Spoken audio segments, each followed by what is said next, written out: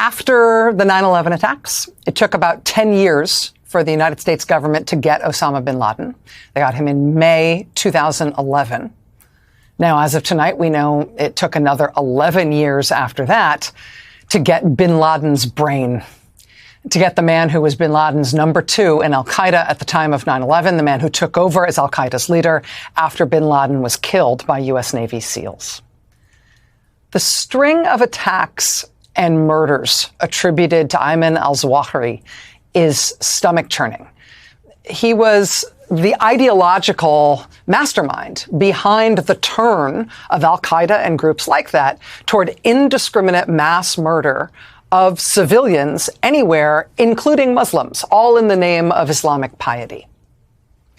And how he got there, we now looking back at it, it seems like a straight shot, but if you sort of dropped in at him at any time in his biography, you wouldn't have known he was going there. He was trained as a doctor. He was a trained surgeon. He was from a respected family in Egypt, born and raised in Cairo. By the time he was 15 years old, he was a committed radical who wanted to try to impose Islamic theocracy by force. He formed his first terrorist cell with the aim of overthrowing the government of Egypt when he was all of 15 years old.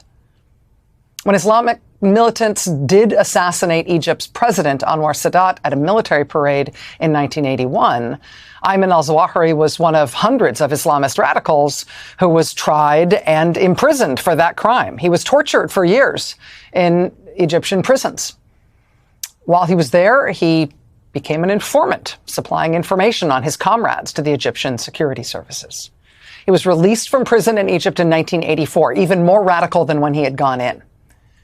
He nurtured the growth of his terrorist group, which he had literally founded as a teenager. It was called Al-Jihad, or Islamic Jihad. He spent time after his release from prison in Saudi Arabia, in Pakistan, and Afghanistan. He eventually became close with a rich Saudi Arabian guy who in 1988 had founded his own terrorist organization. The Saudi guy was wealthy enough that he was able to bankroll much of their movement himself. He also had great connections all across the Arab world. He was a great recruiter to their cause. Ayman al-Zawahiri eventually became the Saudi guy's personal doctor, which gave them a personal bond beyond even their ideological co-interests. After the two of them supplied and supported the Afghan Mujahideen fighters against the Soviet Union in Afghanistan, around 1990, they moved on to Sudan and on to Yemen, to establish training camps there for international terrorists. At that time, though, Zawahiri was still really focused on trying to overthrow the government in Egypt. That was his lifelong dream. In November 1993, his group, Islamic Jihad, tried to assassinate the prime minister of Egypt. They failed in that assassination attempt, but they did wound and kill civilians instead. 2 years later, 1995, Egyptian Islamic Jihad blew up the Egyptian embassy in Pakistan, killed at least 15 people, wounded dozens of people. 2 years later, in 1997, Zawahiri helped plan the Luxor attack. This was a half dozen gunmen descending on a big Egyptian tourist attraction just before 9 in the morning in November 1997. The gunmen, those 6 gunmen, spent 45 minutes methodically massacring the tourists at that tourist site in Egypt, including kids. People from Egypt, people from Colombia, people from Switzerland and the UK and Japan and Germany. 62 people murdered. Zawahiri was the mastermind of that. That was 1997.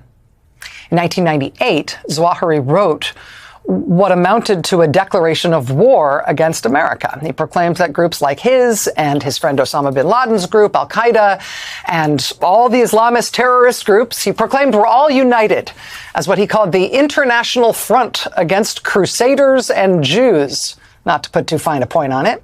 Zawahiri's declaration in February 1998 proclaimed it their mission to target America, to target the United States of America, and specifically to kill American people anywhere in the world. That was February 1998 that he wrote that declaration of war. Later that same year, in August 1998, they blew up the U.S. embassies in Tanzania and Kenya. More than 4,000 people injured, more than 200 people killed. Then in October 2000, they hit the USS Cole, a guided missile destroyer, while it was being refueled in Yemen. 17 U.S. sailors killed, 37 injured. The year after that, in June 2001, al-Qaeda, bin Laden's group, formally absorbed Zawahiri's group, Islamic Jihad. He and Osama bin Laden from that point forward were no longer just fellow travelers and compatriots. Now, as of June 2001, al-Qaeda was it. Zawahiri was bin Laden's second in command. And also, informally, his brain, his strategic thinker, his ideological guide, his doctor, the chief operating officer of al-Qaeda. 2 days before the 9/11 attacks, in an operation masterminded by Zawahiri, a man named Ahmed Shah Massoud was assassinated. He was the leader of the Northern Alliance in Afghanistan. He was the strongest leader in that country opposed to the Taliban.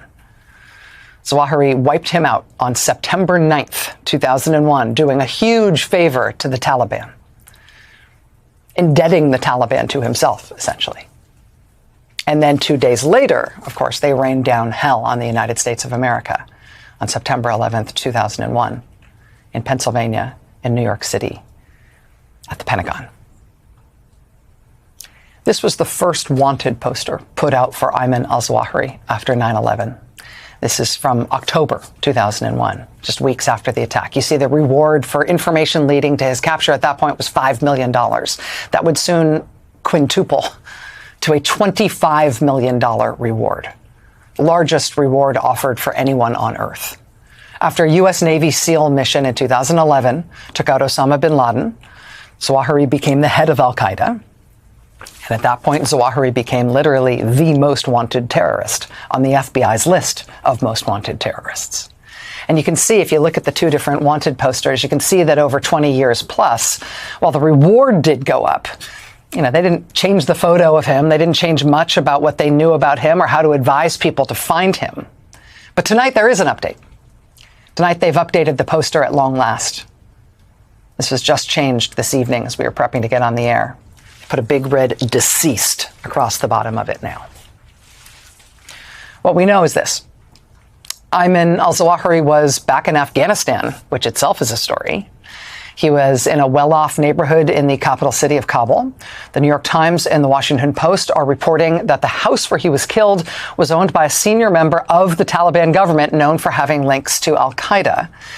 The man's name is Haqqani, which is a familiar name when it comes to kidnappings and terrorist attacks and mass murder in Afghanistan over the past 20 plus years.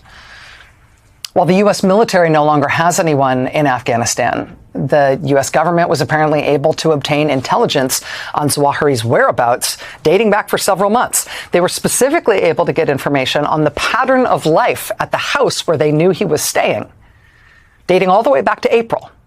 And the reason that's important, the reason they were watching the pattern of life at that house, was both to confirm that he was there, but also to try to find the right way and the right window to get him without getting anyone else, to get him and get him alone.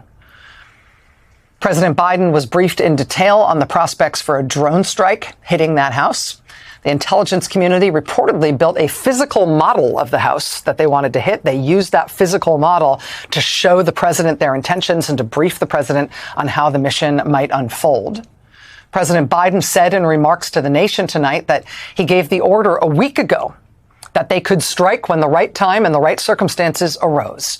Those right circumstances and that right time apparently arose Saturday night, just before 10 p.m. Eastern, which was just after 6 a.m. Sunday morning in Kabul. It was reportedly 2 Hellfire missiles fired from a CIA-operated drone.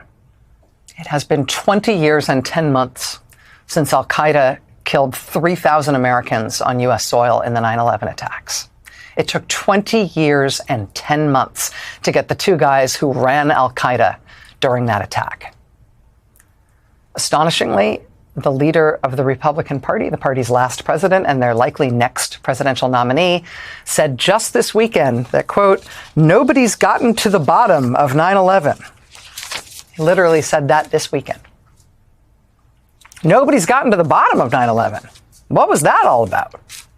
Well, it took 20 years and 10 months, but actually somebody definitively has gotten to the bottom of 9/11.